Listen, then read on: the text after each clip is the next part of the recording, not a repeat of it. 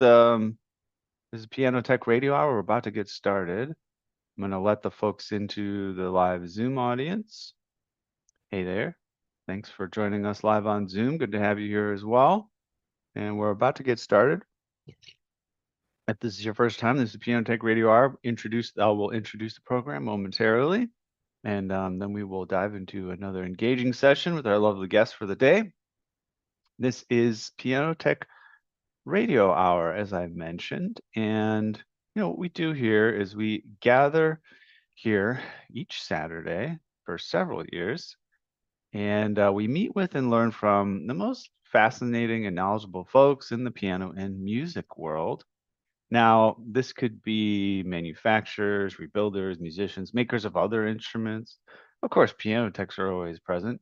Our mutual goal is to become better at our craft, to help each other, and to create an ever more musical world together.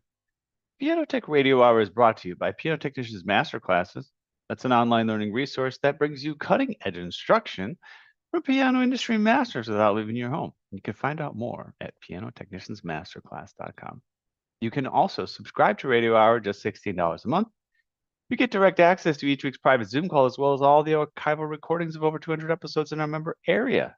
Join using the link bit.ly/join PTRH. That's bit.ly/join PTRH.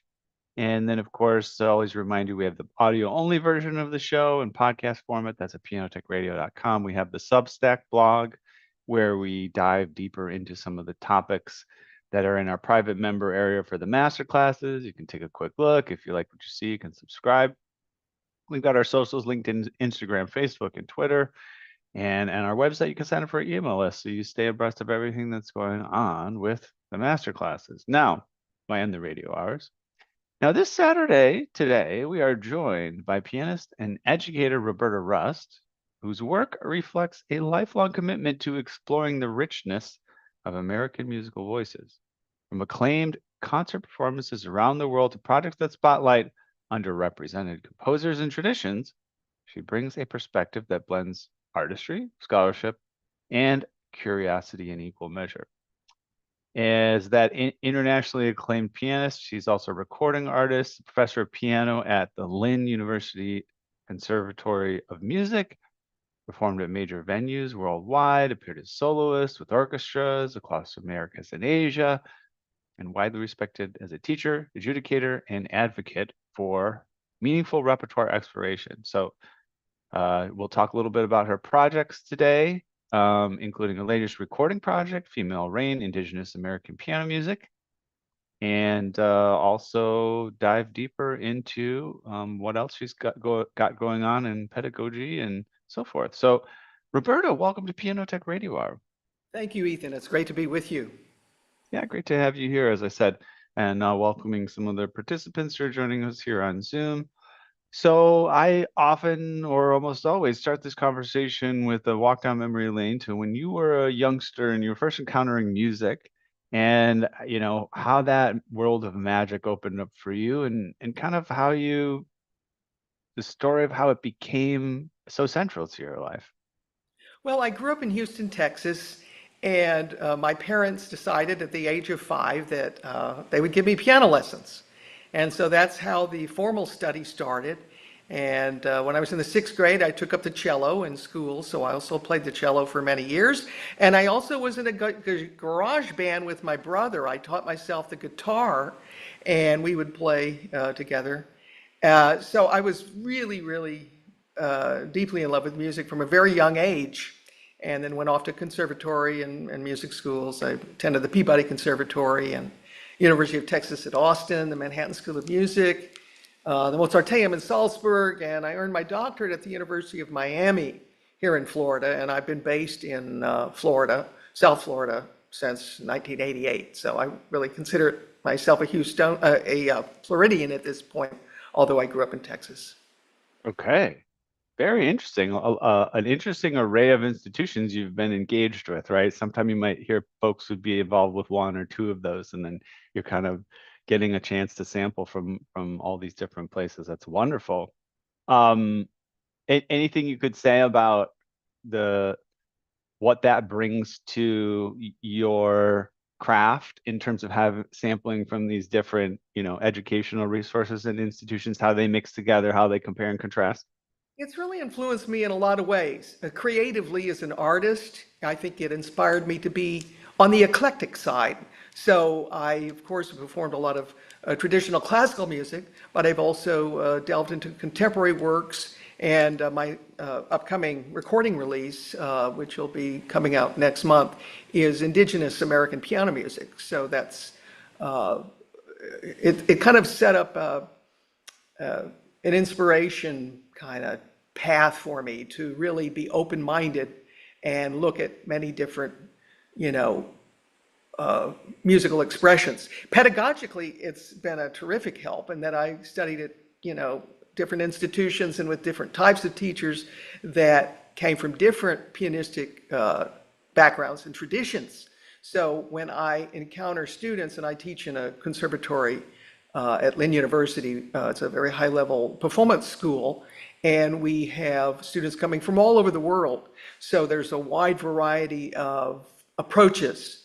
And having had a vast array of educational opportunities myself, I am, I think, more open to a variety of approaches of how to teach music, how to play music. And I think it's been very helpful for me as a piano professor to be able to kind of recognize different influences, different teaching traditions, and being respectful and appreciative of the variety of approaches to music. No, I used to live in New York. I still have a business there, so my ears perk up when somebody has a connection there. Were you there for long, for just a Yeah, couple of I was in years? What New was your York. experience? Yeah, I was there for about 10 years. I went there to study at the Manhattan School of Music. I earned my master's there. I lived on Great Neck, Long Island for a number of years. I taught privately there, and I started developing my career. I made my first recording there. I played my New York debut back in those days. It was in 1982. And even from early on, my debut concert included, a sonata of Haydn, a sonata of Prokofiev. And then the second half was a whole collection of etudes, including Chopin, Debussy, and Rachmaninoff. But I commissioned two sets of etudes by two American composers that I knew. So David Noon and Elie Siegmeister wrote etudes for me for that concert. And then I closed out with a Liszt etude, the Mazeppa. So it was already kind of a mixture of the traditional composers with some fresh, really fresh, it was really brand new music that was included in the concert. Cool. Um, I'm gonna go completely aside here because I was a local made me like think twice. So you were in Great Neck, and then you were going to Manhattan. How did you get there back and forth? Well, Because that's okay, a little bit of a. okay. No, I first started. No, when I first moved to New York, I lived in the Bronx near Okay, Sedgwick okay, Avenue. okay, So got it. when I was in school, I was in the Bronx for a couple years, but then I moved to Great Neck. Then you moved to Great Yeah, Neck. and Okay, I yeah. I was guess that's a married. little bit of a Yeah, commute. It's hard yeah. to get from No, one to the other. I got married around that time, and then I lived on Long Island, and We get so. calls for piano tunings, in Great Neck, right? And we're mostly in like Brooklyn or I see. Manhattan, and it's I like, see. oh Yeah, well, we have to think twice if we could get if yeah, it's worth it. yeah, yeah. Um, well, I would love to maybe get a taste of your music, right? Just kind of get things started. Do you feel prepared to kind of play the first thing, or did you want a Yeah, little bit more yeah. context I'd before? like to share some of the couple pieces from my new recording that's coming out. The release date's July 10th. The recording is called Female Rain, American Indigenous Piano Music, and it will be released on the Navona label of Parma Records. And I would like to play actually the title piece called Female Rain. It's by the Navajo composer Connor Chi. So I'll start with that, and then after that I'll play a piece by the other composer that's featured on the recording. His name is Lewis W. Ballard, and he was the first and foremost Native American composer of North American art music. And I knew him. I premiered some of his pieces back in the early 1980s. And anyway, I'll play a piece of his. It's from it's an American Indian prelude composed in 1963. It's called Tokani, which is a warrior dance. So So I'll play these two indigenous pieces. They're both on the new recording. First one is called Female Rain by Connor Chi, and the second prelude is the Warrior Dance, Tokani by Lewis Ballard. So let me flip my Wonderful. camera here, and we'll start with some music here.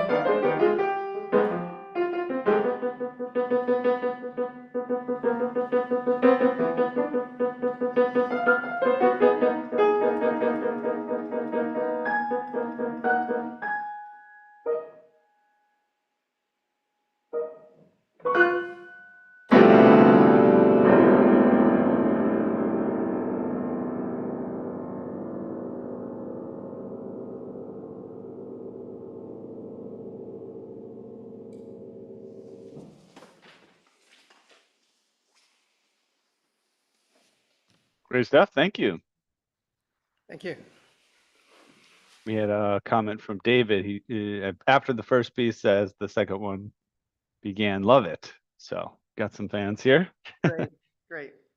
Um, yeah, and I was listening to those for the character of them and sort of the style, and I've got my notes here. The listeners don't, and I wanted to kind of check in on, what's the era of these particular pieces, because it's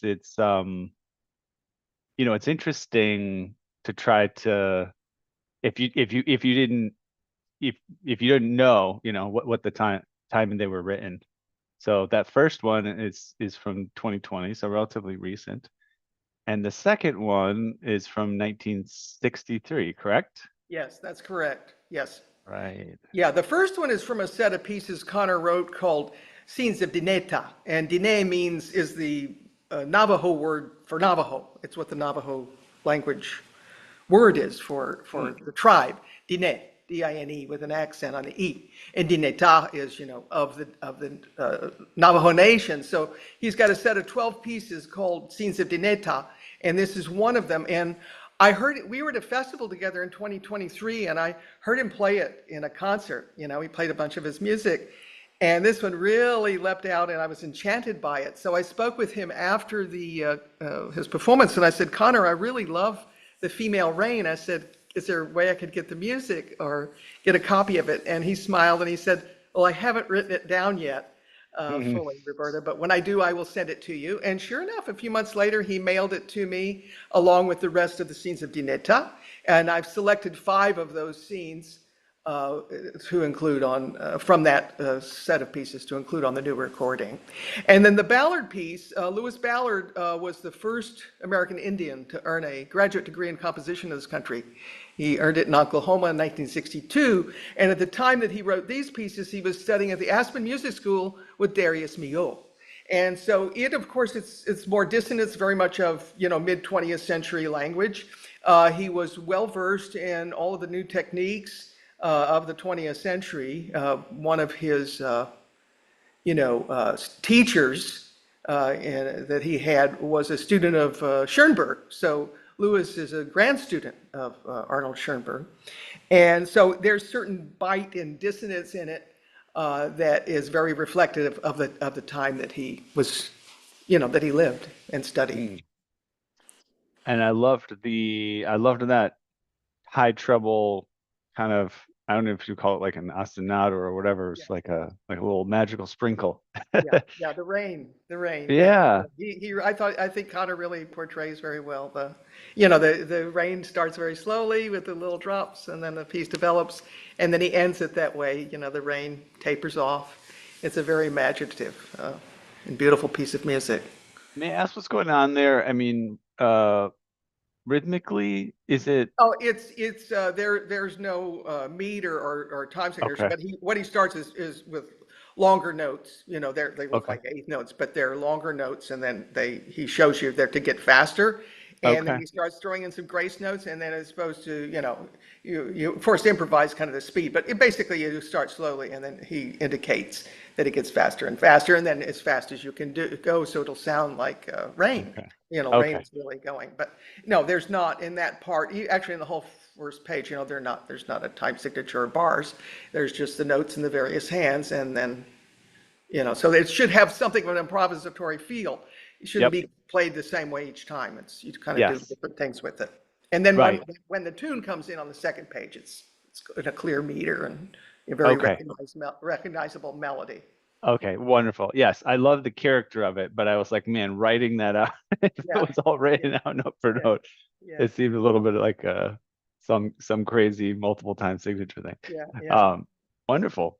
Um, so we're going to move in our next musical visitation into some other categories here. First of all, I do want to thank you so much for playing for us live. We give people the option when they come on the program, they can, play recording or nothing at all. And it's always wonderful when somebody's up for playing, live music. So I really appreciate that. Yeah, I mean, we don't have to play them yet because you just got finished. But give us some context for the sort of second couple of pieces that we might listen to. Okay, well, the Native American music that I've played that is on this upcoming recording comes out actually of a narrative recital project that I developed a few years ago called Native American Piano Music. And so it included these two composers. They're from two different generations. But their music is contrasting, but I think complementary. And so I started doing recitals or narrative recitals of their music and developing more repertoire. And then growing out of the narrative recital format, I did this recording because I wanted to record it and put some of this down in a disc. So then I've developed a couple other narrative recital projects. One has been very interesting for presenters. It's called Harriet Cohen, Einstein's Beloved Piano Witch. Now, a lot of people don't remember who Harriet Cohen was, but she was one of the most important pianists in the early 20th century. And she was a British pianist. She was a great Bach interpreter. She was very involved with contemporary composers. She knew many of the composers of her day. She often played premieres. She played a lot of works for manuscript. And she kind of became known as the English ambassadress for music in Europe. And she did come to the States eventually, and was known here. But her colleague, Myra Hess, which is a name we know much better in the United States, that was her colleague. They studied with the same teacher, Tobias Mattei, in London. And but in the early part of the 20th century, she was really quite a phenomenon. She's the most photographed classical musician of her day. And for the listeners, if they would like to check her out online, her name was Harriet, Harriet, Cohen, Cohen, and look for photographs of Harriet Cohen. They're just fabulous. You can, they're from, a lot of them from the 1920s, and she would be, what we probably know, a flapper, the outfits that she wore. She was quite a lively gal. So she had a very interesting life. And so I talk about her life, and then I play pieces that she championed or that she was known for. And what I've included to do next for some music are some pieces from this narrative recital. But, Bela Bartok wrote his Mikrokosmos, which is a 6-volume set of basically starts out as pedagogical pieces, and then they become concert pieces. And the last set of pieces in the sixth volume, are the 6 dances in Bulgarian rhythm. And these are the only pieces that bear a dedication. And he dedicated them to Miss Harriet Cohen. And on one of her American tours, I think it was 1939, 1940, she had a chance to meet Bartok in New York. And so he brought to her, she had just had the 6th volume was published. He brought it to her, presented it to her because he, wanted to show her the piece, but also the dedication. And of course, she was deeply touched. And that's the first time I ever saw the name Harriet Cohen, because I guess 10 or 12 years ago, I decided I wanted to learn these Bulgarian dances of Bartok and add them to some concerts. And I did see that name at the top. It said, dedicated to Miss Harriet Cohen. And at the time, I wondered who she was, And then I, of course, subsequently developed an interest in her and developed a lecture recital or narrative recital concept, which I've done many, many times. And I'm actually doing one this month over at the Boca Raton Museum of Art here in South Florida, in Boca Raton on the 14th of June. So, but I'd like to show you some of these pieces. I'd like to play 2 of the Bulgarian dances. These are the dances in Bulgarian rhythm that Bartok dedicated to her. I'd like to play 2 of those. And then following those, I want to play a piece called Liebste Jesu, wir sind hier. This is a Bach chorale. Now, as I mentioned, Harriet was one of the great Bach interpreters of her day. And that's another thing, if listeners would like to check her out, there's some things on YouTube. There's a wonderful 3D CD set that we have left of her recorded performances. But check out her Bach. It was just amazing. Anyway, she also wrote a lot of arrangements for the chorales. So what I'd like to do after I play the two Bartok dances for you is then play this chorale. The English translation is often just simplified to Beloved Jesus. And what I want to point out about this particular arrangement is it's my understanding that it was played in England on the radio from VE Day to D-Day during the Second World War at 6 a.m. every morning. And it was played for the troops. So you can try to put yourself into the head of a young English or British troop at that time. And if you were up at 6 a.m. and turned on the radio, you would hear Harriet Cohen's arrangement of this Bach chorale. So if okay with you, I'll go ahead and play the Harriet Cohen music. So the first will be two Bulgarian dances of Bartok that were dedicated to Harriet Cohen, followed by her arrangement of Bach's chorale. Okay, here we go. Let me flip my...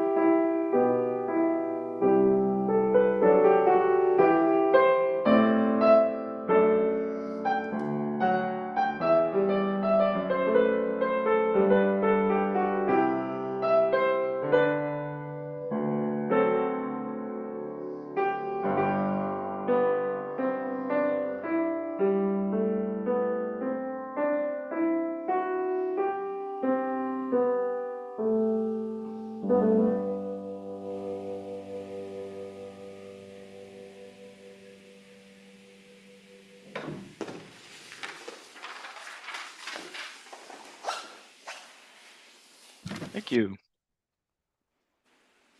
Thank you. Thanks. Yeah, that is such an interesting context for that piece, right? Yeah, really. Wow. Yeah, if And you think and about that, yeah.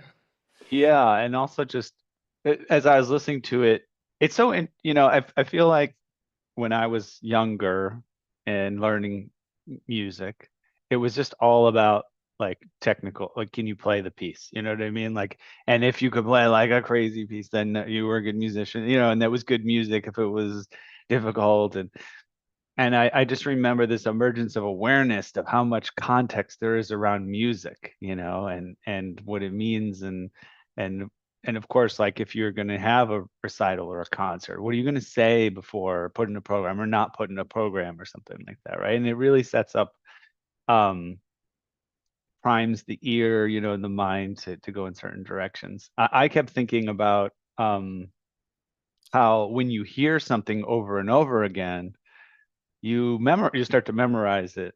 I mean, I don't know if all soldiers had such a musical ear that they would, but I know that if I heard that every day, I would know the piece by heart, all the little, trills and sequences and all those different things. And that's interesting too, Yeah. that it just became a Yeah. part of someone's psyche. Well, Um, there's that a new movie that just came out called Pressure, which is an excellent film, and it's about preparing for D-Day. And so I saw it recently, and this piece came to mind, when I Mhm. watching that film and thinking about those young soldiers, and what that must have been like. Crazy.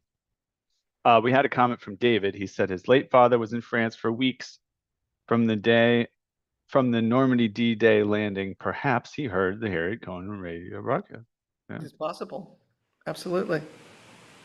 Yes, Um, because she also played for these war entertainment. She in the First World War she played as well in the Second World War. So she'd play for the troops in variety of settings, concert settings for both of the world wars.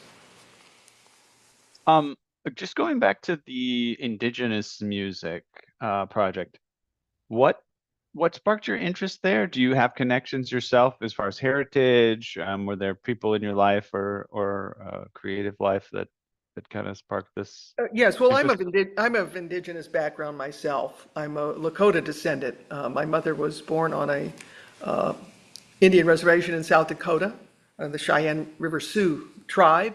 And so I have a connection via my mother's family with indigenous life. And we would go back, though I grew up in Texas, we would go back most summers to visit our grandparents in South Dakota. And few years ago, a group of us cousins from that family started having family reunions in the Black Hills. And the Black Hills, of course, is a very special sacred location for the Lakota and people of Lakota background. So we've had two of them now, and it's been great. So I've seen cousins and family members I haven't seen since I was a little kid. So that's part of it. And then in the 1980s, I heard music of Lewis Ballard for the first time, and he's of Quapaw and Cherokee background. And it was actually in New York. I heard his music on the radio, and I read a review of his work in the New York Times. And so I got in touch with ASCAP because I was curious if there was a way to get in touch with him.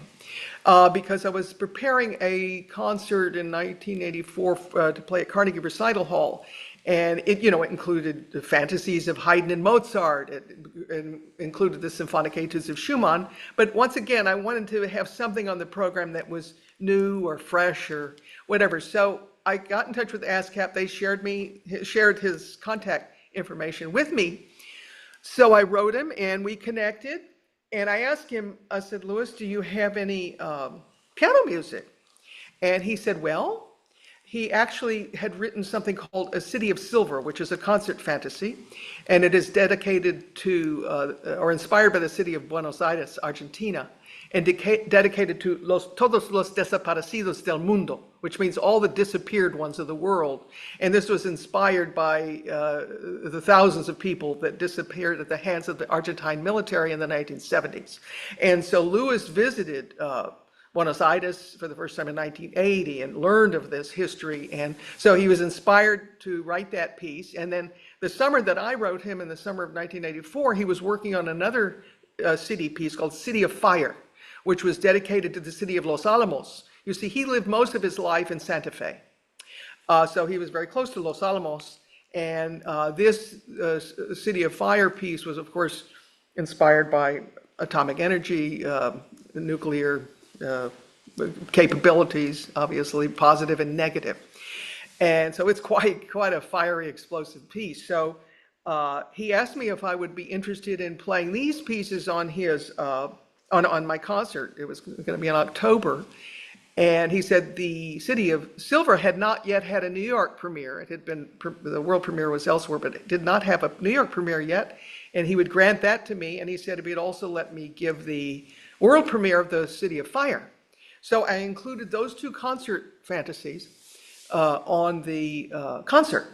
And so that began my connection with Lewis Ballard. And after the concert, he said to me, you know, Roberta, this is historically interesting because it's the first time music of a Native American composer has been performed by a Native American pianist at Carnegie Hall. So he found that, you know, of historic, you know, interest. So I learned other pieces of his, of course, these American Indian preludes, and also included on the recording are some sections of a ballet he wrote called The Four Moons. And this was performed in Oklahoma in 1967 for that state's, you know, celebration, I think of its 60th anniversary of statehood. And this Four Moons ballet featured 4 indigenous ballerinas, and including Marjorie Tallchief was one of them, Rosella Hightower, and there were 2 others. And so there's variations that I chose from that ballet. Lewis wrote an arrangement, a piano arrangement of the ballet music, sent it to me many years ago, and I pulled the 4 variations from it that represent the 4 ballerinas. There's a Cherokee variation, Osage variation, Choctaw variation, and a Shawnee variation. And those are the backgrounds of the 4 ballerinas. So that's kind of how it started. And then I had heard of Conard Cheeve. Of course, he's, you know, active now. He's the new generation of Native composers. But I had heard of him, and I had an opportunity to work with him on a committee with the Music Teachers National Association. So we kind of connected, and I got to know him and asked him if I could get some of his scores. The first thing he sent me was his Navajo vocables, which are very beautiful pieces. And then I got some other things of his. He's got a wonderful website, conardcheeve.com, very simple, but it's got him performing a lot of his own music. There are videos from the reservation there. It's great. And then, of course, he sent me this set of Scenes of Dinétah.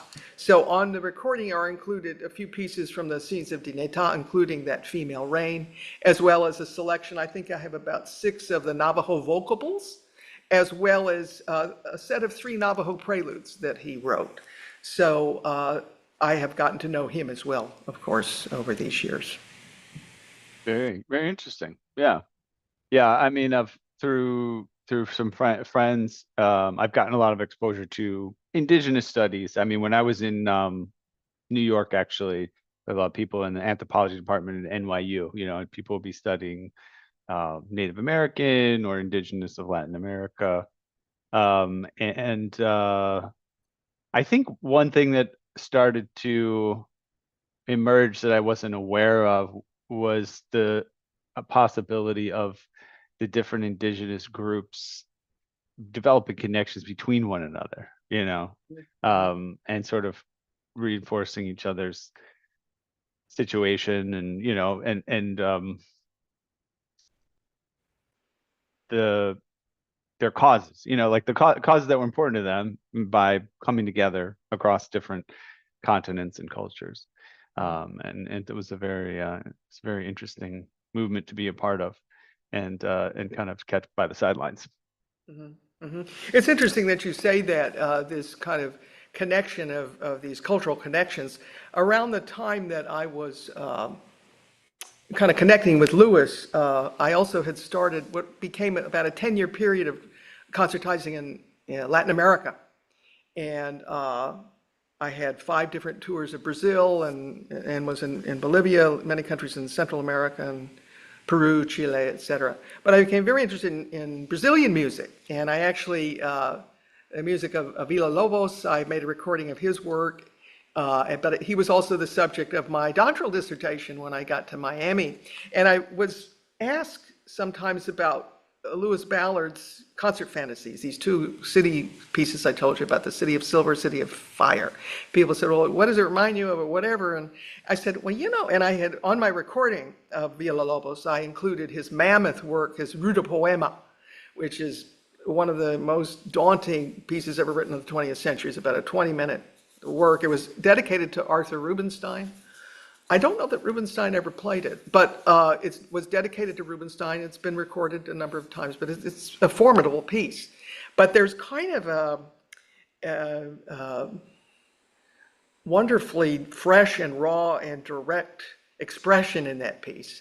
And the Ballard piece is, to me, I felt there was some type of a connection. Because when people would say, because rudo poema means, rough or raw or rude poem, strong poem. And, but it's interesting what you said about this connection, cultural connection, because I do think it's very true. I mean, I think there are threads that run through these cultures in this music. And obviously, I think Lewis, I didn't think about it so much at the time because I took it very literally, the dedication, para todos los desaparecidos del mundo. I took that, he was directly talking about the thousands that were killed in Argentina in the 70s by the military, but he was talking about much more than that, of course. It's about all the peoples in the world that have disappeared for various reasons, or, there are certain cultures that no longer exist, and how that happened and why that happened. So I think when I look back on it now at this point in my life, I see a much kind of a broader dedication of, the disappeared. Mm-hmm. I want to make sure we get a chance to hear your kind of third performance, Okay. so give us some context there and Okay. yeah. What I'm going to play for you, two short pieces. One is by the English composer Arnold Bax. And I throw this in here because if you remember Harriet Cohen, who we spoke about earlier, the love of her life was the English composer Arnold Bax. And they had a 40-year love affair. They never married. He was married to somebody else and couldn't divorce, etc. But she promoted his music, played his music. And I wanted to play an excerpt of a piece of his that I include on my Harriet Cohen recital. It's called A Hill Tune. And after that, I'm going to play a piece that comes from my narrative recital program called Preludes and Dances. And this is a program that's a mixture of preludes and dances from different eras and different composers. And as I mentioned, I had commissioned the American composer Elie Siegmeister to write some etudes for me for my New York debut. And of course, he shared a lot of his music with me over the years. And he gave me a score to a piece called Jitterbug. And it's from a set called From My Window. And it was written in 1949. And I had it on my shelf for years and years. And I always wanted to learn it, Then the pandemic hit. And as you know, we had a lot more time than other times, right? So I thought, I'm going to learn Jitterbug. So I learned Jitterbug, which I had wanted to do for decades, but I thank the pandemic for giving me the time to add Jitterbug to the repertoire. So I'd like to play these two pieces. It'll be an excerpt from Arnold Bax's A Hill Tune, followed by Elie Siegmeister's Jitterbug. Okay, thank you.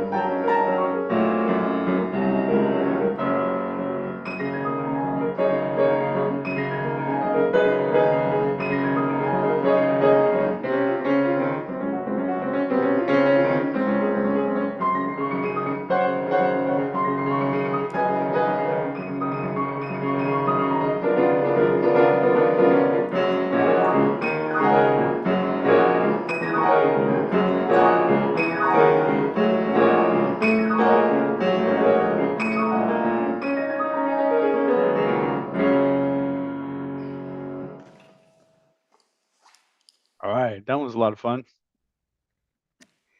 Yeah, it's a fun piece, and I've always wanted to, always wanted to learn it, but I've included that one in my, my Preludes and Dances program. Nice. Um, yeah, well, also today we've also got a witness of your what would you call it? Eclectic, eclectic, Eclecticism? eclectic. Yeah, yeah. Yeah, of these various styles and influences and eras, and yeah, it's very cool. Um, let's just go back there. I want to go back just because it piqued my interest, and we got a second for it. So you played the cello. Mhm. My son plays the cello, so I get, Yeah. and I always thought it would be if I could learn another instrument because I play the piano, it would be the cello, and then all of a sudden he's taking lessons, so I've got a cello. Um, how do you still have a cello? I no longer have a cello. I mean, I Uh-huh. started in the sixth grade. I grew up in Texas, Hmm. and Texas still to this day has very strong music programs in its public schools. Hmm. And back in those days, when you got to the sixth grade, you either had to sing in the choir, play in the band, or play in the orchestra. So I decided I wanted to play in the orchestra, and in our junior high school, there were certain instruments they would loan you. And it was, if you played the viola or the cello, you could it would be loaned to you. So you wouldn't have to buy. Hmm. If you were playing the violin, you had to buy the violin. So my dad liked the fact that he didn't have to buy it. So we talked about it, and I thought, okay, I'm gonna go with cello. So I started cello in sixth grade, and loved it. Played in the orchestra, and when I first went to Peabody Conservatory to start my undergraduate studies, I continued playing the cello. I played in the orchestra. I studied there with a magnificent cellist named Stephen Cates, and I also got a chance to play some chamber music. But I was still a piano major, but I had some outlet with the cello. And then when I was 20, I transferred to University of Texas, Austin to finish my bachelor degree there. And I don't know, it was just that one summer I stopped practicing the cello. I didn't play it that summer. And then when I got to UT Austin, the setup wasn't quite the same. I probably could have continued, but for some reason, I guess the piano began to get more and more and more intense. It's extremely competitive business. And so I just kind of stopped playing that summer and didn't play again. I did hang on to the cello for many years.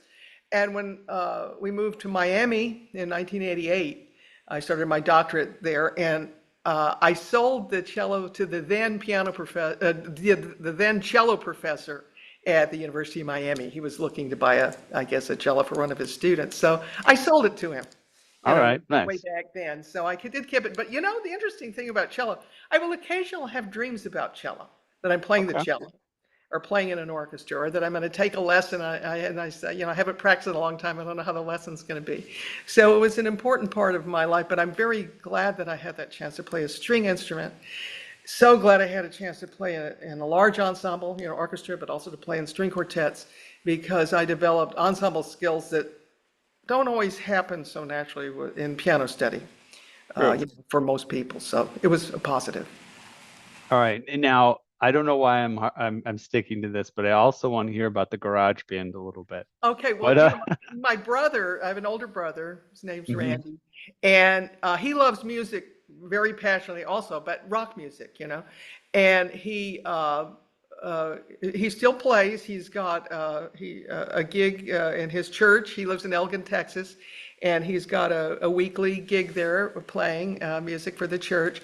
And he's been in various bands over his life. He's not a professional musician, but he has a strong love of it, and he's had music in his life. So he and some of the guys in the neighborhood, they started a garage band, and my role, I taught myself. I don't know, it's one of those, I forget the name of the book, but it's one of those books that you can teach yourself all the chords. And so Okay. I learned all the possible chords, all the keys and all the chords, et cetera, because I was kind of the rhythm guitar player in Okay. the group, and that was my role. And I think I might have been the only one in the group that could read music, but that's a whole different way of making What was music. your favorite? What was your favorite song to perform in the group? Oh, I don't even remember specific songs, but I remember my favorite musicians from those days from the rock day. I guess probably Jimi Hendrix was Okay. a great rock inspiration. But I remember hearing some rock bands. I remember going to a Led Zeppelin concert. I Hmm. remember there's a few other bands I heard, but I early on I'd go to those rock concerts, and then my ears would ring for a couple days afterwards. So I stopped going because I by that point I knew I would probably be a Yes, musician. yeah. I thought I'm not gonna keep doing that. I liked the music, but I wasn't gonna. So I didn't. But I remember that very clearly when after those concerts, how loud it was and how much damage it must do to people's ears. I was. It does. It does. Yeah. I mean, thank God for earplugs, but Yeah. yeah, it's not those poor. I'll say, I tuned piano for a very famous musician you'd recognize, in popular cultural musician up in New York, a couple months ago. Mhm. And I was like, well, we could do some voicing on your piano. It needs some regulation. It's a bit bright. And he's Mhm. like, well, I can't even really tell it's a bit bright. Maybe we'll do some regulation because I just, I can't even hear that stuff anymore, right? If anything, I probably want it brighter, Yeah, right. I was Yeah, like, oh man, how sad, it's sad because, yeah, you just know you live a lifestyle and you get into yeah, that rock music yeah, and it's just what happens. yeah. Um, well, we should probably wrap up soon. I always like to make sure we get some final thoughts from our guests, whether it's words of wisdom or just something you want to make sure you plug or someplace you want to send people. Any last minute things you want to share? Well, I guess I talk a little bit about my pedagogical life. I serve on the Hmm. faculty of the Lynn University Conservatory of Music in Boca Raton, Florida, and I have been here in Boca Raton teaching since 1991 at this school, and it's a great place for undergraduate study. We have Bachelor of Music program, Master of Music program. It's for classical music performance focus. And from a lot of that activity, I've really enjoyed so many trips and travels. I have some coming up. I'm going to Guatemala next month to the Festival Concurso de Piano. It's Luis Felipe Arias is the name of it. But two of my former students who studied with me at the Lynn Conservatory, who are Guatemalan, a few years ago started this festival and competition, and it's really taken off. So I'm really excited to go down there. So they've invited me to come down to judge and to play in a couple concerts. So that's very gratifying to see that your students go off and create these type of festivals and projects. And then in August, I will be returning to China for a week of master classes and lectures and teaching. But then after that, I'm going to Japan for the first time to judge this young international piano competition. It's open to Asian pianists in the town of Kumamoto City.